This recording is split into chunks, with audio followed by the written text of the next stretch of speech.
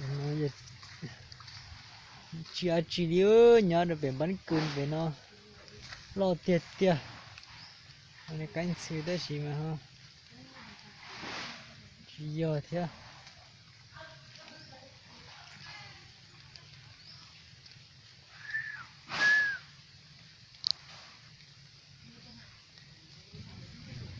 cái bố vái chỗ này chỗนั้นไปแล้ว vô kỹ đi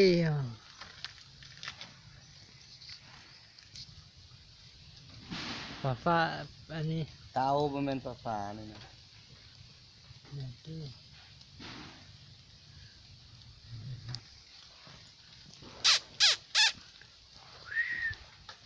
nó chỉ ơi chạy tiệt tiệt แม่นตัวนึงอยู่ในอ่ะตัวนึง nó thế xe tiệt tiệt cho ở đây nè ở đây nó chỉ liu ô tên nào mà chúng mình nâng tới xe chỉ là chúng mình sẽ chia đây là ตัวนี้แค่นี้ติดหมดแล้ว chúng mình sẽ chỉ là bắn cừu như vậy là mới chia chết ta น้ำก็ออกไปหมดแล้ว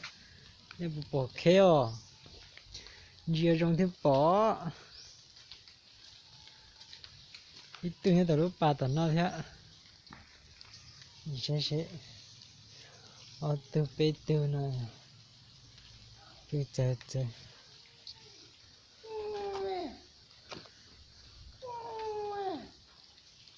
มาได้เอาตัวน้อย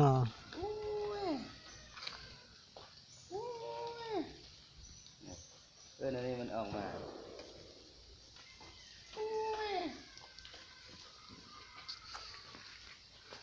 มาได้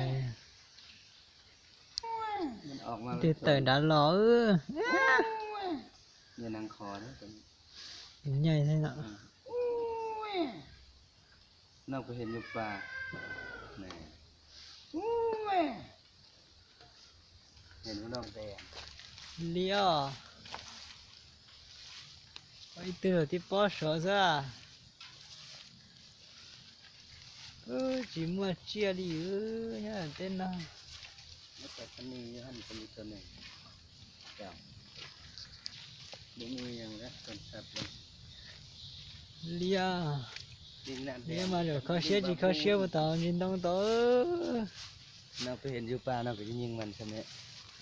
yêu pa ơi pa luôn đi mà mi น้องก็เห็นอยู่ปลาก็ยิงมันรุ่นนี้นี่นะ pa là mà lừa đấy gì ơi trò cá ơi lo tiền ơi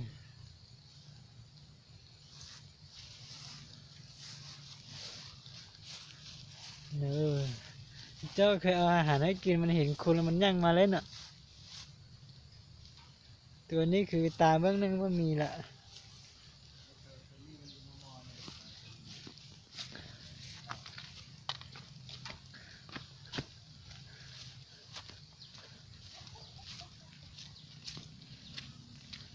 เนี่ย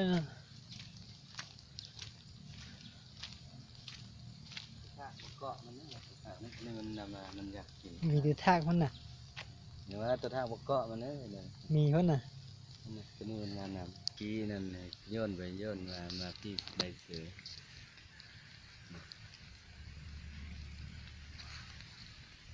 mình kêu bệnh hết giá nè liêu cho nên như chùa là không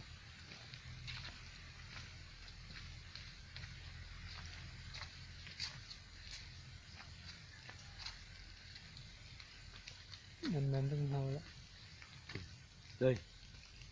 ท่านี่ด